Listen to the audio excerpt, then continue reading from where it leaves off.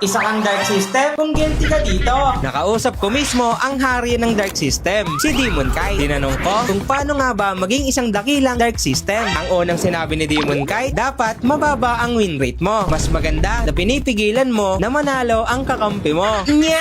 Ang pangalawa, yung pagiging low rank. At mas maganda kung warrior ka. Pag legend pataas ka na kasi, hindi ka na pwede dito. At ang pangatlo, kailangan ang main mo ay Silong, Saber at Mia. Kapag daw ito ang main hero mo, sementado ka na bilang Dark System. Nya! At para sa akin naman, ang mga Dark System, yung mga kakampi ang ginugulo, hindi yung mga kalaban. Tulad ng prangko mong kakampi na hinuhook yung buff mo. Ayun ang Dark System para sa akin. Ang isa pa, yung walang pakialam sa kakampi. Nagpa-farm lang hanggang matalo. Allergic ata na sumama sa team fight. Kaya kung pasok ka dito sa top 5, kailangan mo nang sumali kay Demon Kai. At yun lang, huwag niyong seryosohin to ha. Sana wala kayong natutunan. Sana hindi makatulong.